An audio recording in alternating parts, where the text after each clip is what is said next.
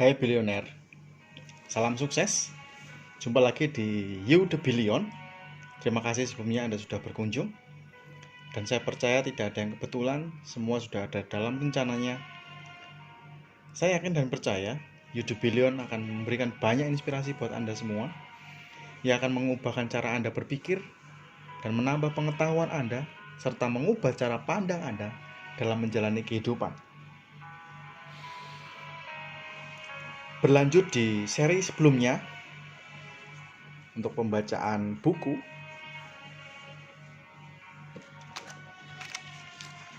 di My Transformer.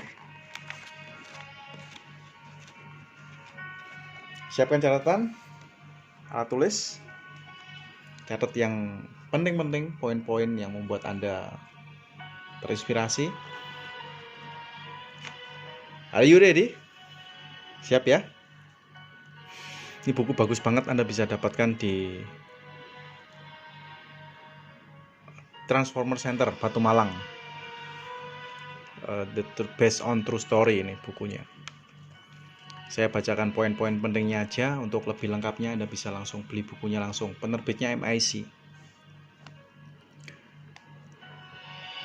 Tujuan hidup. Setelah seseorang mampu mengamalkan the power of receiving dalam hidupnya, itu akan memudahkan seorang untuk merumuskan tujuan hidupnya. What the purpose of my life? Sekali waktu dalam kehidupan ini, setiap orang pasti pernah bertanya pada dirinya tentang dari mana ia berasal, akan kemana, dan apa tujuan sebenarnya dari kehidupan ini. Setiap orang pasti ingin memiliki kehidupan sesuai dengan yang diimpikannya, dengan minat dan hasrat yang berbeda. Kita semua terus maju ke depan untuk menjalani kehidupan. Namun, masih ada orang yang masih bingung mau kemana sih hidup ini, atau untuk apa hidup kita ini. Irama hidup kita juga akan dipengaruhi oleh tujuan hidup kita. Tanpa tujuan hidup yang bermakna, motivasi kita akan luntur dan kita kehilangan gairah hidup. Tidak ada sukacita menyertai aktivitas kita setiap hari. Bagi mereka yang mempunyai tujuan hidup dan mengerti makna hidup, mereka akan memiliki arah dan tujuan hidup, punya energi yang lebih, memiliki prioritas, lebih peka terhadap peluang, dan keajaiban akan terjadi dalam kehidupannya. Tujuan hidup yang benar dan bisa direalisasikan kalau memenuhi 5 hal ini, yaitu SMART: specific, measurable, achievable, realistic, dan tameable. Spesifik. Saat membuat tujuan hidup kita harus spesifik dan detail. Misalkan ketika kita ingin memiliki sebuah mobil, maka buatlah gambarnya yang jelas tentang mobil apa yang kita inginkan, yang ingin kita miliki, mulai dari mereknya, warnanya, tahun pembuatannya, dan lain-lain. Spesifik. Measurable. Keinginan kita bisa dihitung.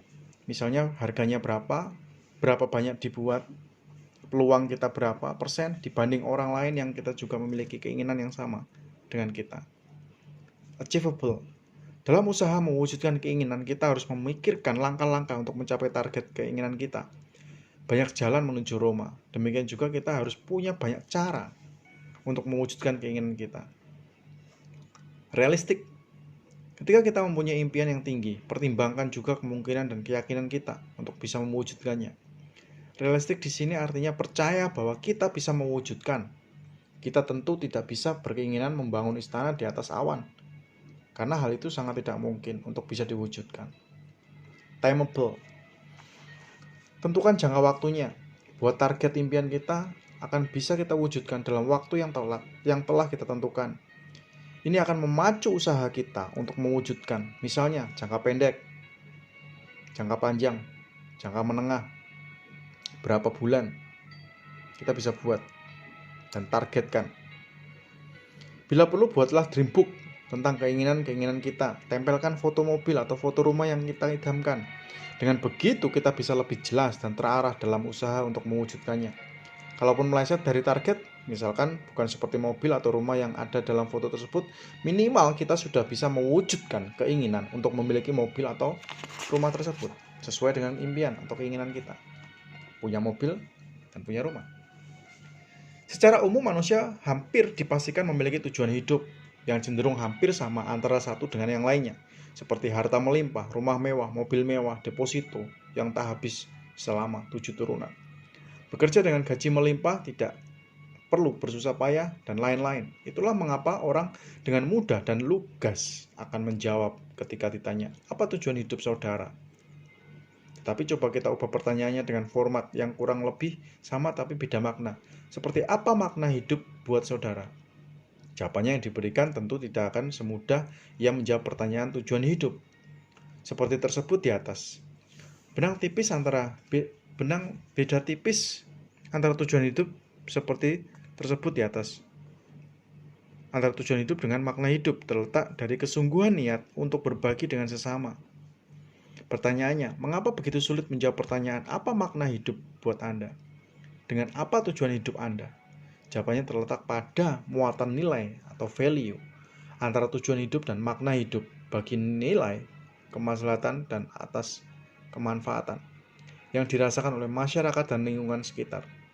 Mungkin ada orang yang dengan mudah mencapai kejayaan dan mencapai kekayaan, tapi lebih banyak yang mencapainya dengan langkah terlatih-tatih dan berdarah-darah. Banyak orang yang bersedia dengan proses yang harus dijalankan dalam mencapai tujuan hidupnya. Tetapi banyak juga yang mencari jalan tercepat mencapai kekayaan dengan melacurkan harga dirinya. Dengan tindakan curang seperti korupsi, kolusi, nepotisme, dan kecurangan-kecurangan lainnya. Tujuan hidup yang dicapai dengan segala kecurangan-kecurangan tentu tidak akan menghadirkan ketentraman dan hati yang damai dalam menikmati segala kekayaan dan kejayaan yang telah diperoleh. Hatinya akan selalu diliputi perasaan was-was dan kekhawatiran. Suatu saat segala kecurangan yang dilakukan dalam mencapai tujuan hidupnya akan terungkap. Pola pikir. Lazimnya, orang hidup, orang normal, akan selalu berhadapan dengan apa yang dinamakan masalah. Sejak bangun tidur, sesungguhnya kita sudah berhadapan dengan masalah, baik masalah intern maupun masalah sosial yang melibatkan orang lain, atau saling berinteraksi. Maka masalah yang dihadapi semakin bertambah rumit, kompleks, dan memerlukan suatu pemikiran untuk memecahkannya. Berbagai cara telah dilakukan oleh manusia untuk menyelesaikan masalah yang dihadapi dalam kehidupannya. Dalam setiap orang maupun kelompok berusaha dapat memecahkan melalui pola pikir yang dianggapnya cocok atau sesuai. Kita mestinya berterima kasih kepadanya, pada Tuhan, telah dikaruniai akal atau otak agar berfungsi dan dioptimalkan ketika menghadapi masalah yang selalu ada dalam kehidupan ini. Pola pikir seseorang akan selalu berkembang seirama dengan peradaban serta lingkungan yang banyak mempengaruhinya. Berpikir untuk memecahkan masalah merupakan bagian dari hak otonom setiap manusia, sehingga hal demikian dapat menambah referensi dan keanekaragaman pola berpikir manusia dalam kehidupan di dunia yang fana ini. Ada beberapa contoh pola pikir. Pola pikir takut sukses atau takut gagal. Setiap orang ketika ditanya apakah dia takut gagal atau takut sukses, jawabannya bisa dipastikan adalah takut gagal. Tetapi ketika dicermati lagi, orang-orang yang menjawab takut gagal itu tindakan tidak menunjukkan orang yang takut gagal. Ia malas untuk belajar, tidak memperbaiki kekurangan dengan membaca buku atau belajar dari orang lain yang lebih mampu. Berarti sebetulnya dia adalah takut sukses, bukan takut gagal. Orang-orang yang takut gagal adalah orang yang selalu belajar dan terus belajar dalam setiap langkah dan karyanya. Contoh lain jika ditanya takut bahagia atau takut susah. Jawaban yang paling umum adalah takut susah. Takut susah tetapi dia berselingkuh. Berarti sebetulnya dia takut bahagia. Ya Pak ya? Orang yang bahagia tidak mungkin dia akan berselingkuh. Pola pikir menuruti kesenangan atau nafsu. Contoh sederhana dari pola pikir menuruti kesenangan atau nafsu adalah seorang yang pada waktu jam makan siang, mentang-mentang ada fasilitas atau mentang-mentang dia bisa beli makan, maka dia makan berlebihan dan tidak terkontrol. Hasilnya dia menjadi mengantuk saat masuk kerja. Akhirnya pekerjaannya menjadi kacau karena tidak bisa konsentrasi akibat kantuk yang menyerang. Sebetulnya dia mengerti konsekuensi dan tindakannya yang ceroboh dan hanya menuruti nafsu semata, tapi tetap saja dikerjakan juga. Pola pikir salah kaprah.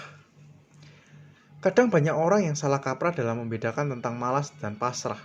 Seringkali orang berdalih bahwa dia pasrah dengan segala keadaan yang sedang dihadapinya, tetapi sebetulnya itu adalah dalih dari seorang yang malas. Pasrah itu adalah sebuah kata kerja, di mana apabila seorang telah berusaha dengan keras dengan menempuh segala macam upaya, sampai sudah tidak ada upaya lain yang bisa dikerjakan dan dia menyerahkan hasilnya kepada kehendak Tuhan. Sementara malas adalah orang yang memang tidak berupaya apapun dan dia sudah berkesimpulan sudah tidak ada lagi yang bisa dikerjakan. Cukup menarik untuk mengamati sekaligus mencermati sejauh mana seseorang melakukan segala aktivitasnya dalam menyelesaikan atau memecahkan masalah yang dihadapi. Dari beberapa pengalaman selama ini, pola pikir manusia dapat dirangkum seperti di bawah ini. Pola pikir tertutup atau pola pikir negatif. Ini yang seringkali banyak dijumpai. Pola pikir terbuka atau pola pikir positif, ini yang kita harapkan. Pola pikir tertutup atau negatif. Pola pikir yang macet dan sulit ditingkatkan. Segala sesuatunya diasumsikan dengan hal-hal yang negatif, pesimis, tidak percaya diri, puas dengan keadaan sekarang, dan lain-lain. Pola pikir terbuka atau positif, pola pikir yang dapat dikembangkan melalui praktek, pelatihan, metode atau cara yang tepat.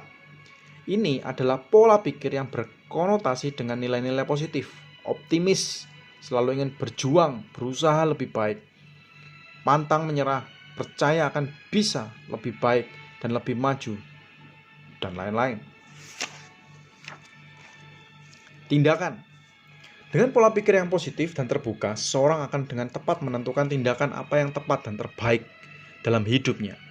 Dengan itu juga dia akan bisa menentukan seberapa cepat dia mendapatkan hasil optimal dari tujuan yang sedang dipelajari atau dikerjakannya.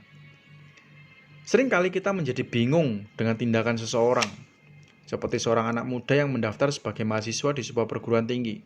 Tentu saja tujuan awal dia mendaftar di perguruan tinggi adalah sebuah tujuan yang sangat mulia, untuk menimba dan mendalami ilmu sebagai seorang mahasiswa, agar kelak bisa meraih kesuksesan seperti yang dicita-citakan. Tetapi sewaktu-waktu sudah menjadi mahasiswa dan menjalani rutinitas yang menuntutnya untuk bangun pagi dan berkeluh kesah. Aduh, kok bangun pagi lagi sih? Kerja maning. Kuliah maning. Kurang lebih seperti itu sih. Kenapa ada kuliah pagi? Padahal kan masih ngantuk, habis bergadang nonton sepak bola. Moga-moga dosennya nggak datang hari ini. Loh, bukankah sebagai mahasiswa yang sudah diterima masuk di perguruan tinggi, tugas utamanya ya kuliah, untuk memperdalam ilmu sebagai modal kelak dalam menghadapi persaingan.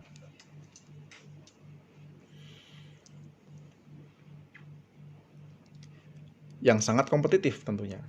Bukan begadang nonton bola, malah berdoa supaya tidak ada perkuliahan dan berharap dosennya tidak datang atau tidak masuk. Salah kaprah akhirnya.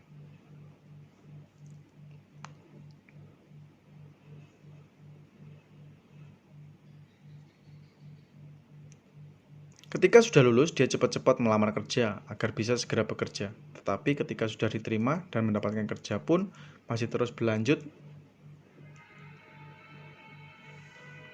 segala keluh kesahnya, bersungut-sungut, menggerutu. Ya, hari ini Senin, masuk kerja lagi deh. Aduh, malas banget. Masuk kerja, kapan libur lagi ya? Aduh, masih lama. Segala macam, seperti seorang yang sedang lapar kemudian ada makanan. Terus dia makan sambil mengeluh. Tuhan, kok saya makan sih? Padahal saya kan lapar. Ini yang dinamakan pelin-pelan dan tidak konsisten. Orang dikenal karena tindakannya. Orang jahat dikenal karena menjalani hidup yang jahat. Orang baik dikenal karena menjalani hidup yang baik. Napoleon Hill pernah menulis, "Action is the real measure of intelligence." Ukuran kecerdasan yang sesungguhnya adalah tindakan.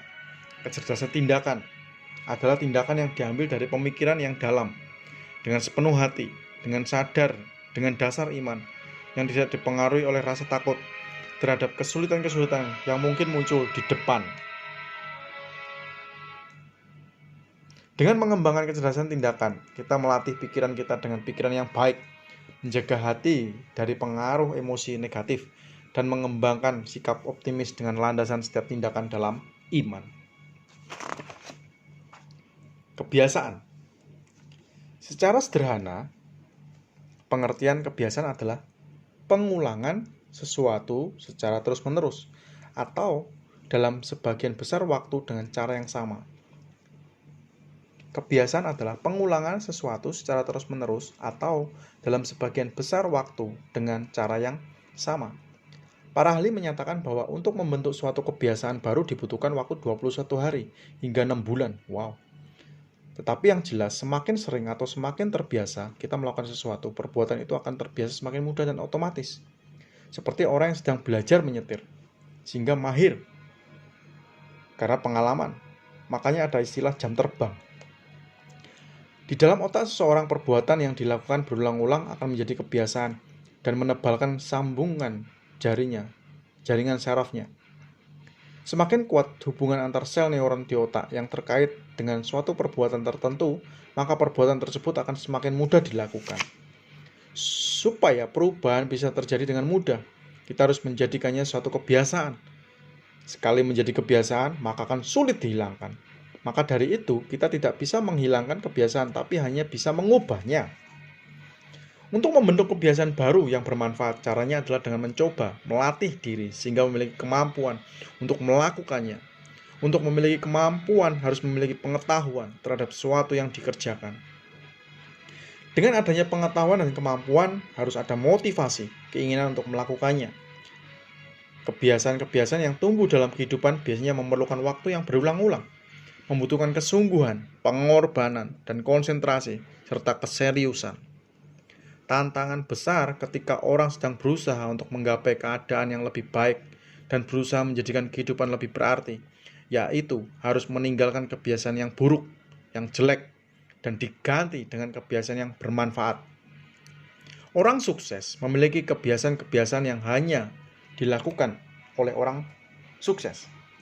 Sedangkan orang gagal belum tahu atau tidak mau tahu kebiasaan-kebiasaan yang seandainya dia mau melakukannya dengan fokus dan konsisten, suatu saat nanti dia akan punya peluang untuk bisa sukses dan berhasil di dalam kehidupannya. Karakter. Secara umum istilah karakter yang sering disamakan dengan istilah ketemperamen, tabiat, watak, atau akhlak. Secara harfiah, menurut beberapa bahasa, karakter memiliki berbagai arti seperti karakter Latin berarti instrument of marking, mengukir, watak, sifat, pembawaan, wanci, banyak macamnya nih, yang mempengaruhi tingkah laku, budi pekerti, tabiat, dan perangai. Menurut Kamus Besar Indonesia, karakter merupakan sifat-sifat kejiwaan, akhlak atau budi pekerti yang membedakan seorang dengan yang lain. Oleh karena itu, karakter adalah nilai yang unik, baik yang terpatri dalam diri dan terjawantahkan dalam perilaku. Sedangkan Skerenko dalam Muklas, Samani, dan Haryanto menyatakan bahwa karakter sebagai atribut atau ciri-ciri yang membentuk dan membedakan ciri pribadi, ciri etis, dan kompleksitas mental dari seseorang, suatu kelompok atau bangsa. Karakter yang baik menurut Maxwell lebih dari sekedar perkataan, melainkan sebuah pilihan yang membawa kesuksesan. Ia bukan anugerah, melainkan dibangun sedikit demi sedikit dengan pikiran, perkataan, perbuatan, kebiasaan, keberanian, usaha keras, dan bahkan dibentuk dari kesulitan hidup. Mengacu dari berbagai pengertian dan definisi karakter tersebut, maka karakter dapat dimaknai sebagai nilai dasar positif yang dimiliki seseorang yang memberdayakan, yang membedakan dengan orang lain serta diwujudkan dalam perilakunya sehari-hari. Dalam pengertian yang lebih sederhana, karakter adalah suatu sikap yang dimiliki seseorang menjadi suatu ciri khas, menjadikannya unik, otentik. Karakter adalah identitas diri kita yang sebenarnya, bukan hanya identitas yang tertera di KTP atau SIM.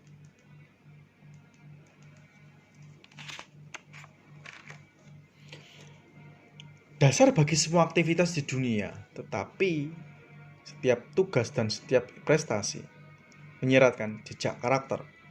setiap individu. Selain itu, seperti yang kita lihat, salah satu hasil dari pencapaian karakter yang baik adalah pribadi yang mampu mencintai orang lain dengan baik dan menjadi warga negara yang lebih produktif. Karakter yang baik adalah landasan untuk menjadi valuable person. Untuk menjadi valuable person, seorang harus memiliki kepekaan, kepedulian, dan berani untuk berkorban. Valuable person adalah kunci utama seorang mendapatkan kehidupan yang bernilai dan akan menjadikannya most wanted person. Amazing. Luar biasa ya. Cukup sampai di sini pembacaan untuk hari ini. Ikuti terus seri demi seri pembacaan buku-buku yang luar biasa yang akan menambahkan pengetahuan, karakter, pengembangan diri, menambah semangat, menambah pemahaman mental Anda dan saya dalam menjalani kehidupan menjadi jauh lebih baik. Sukses buat Anda semua. Do your best. Salam bilioner.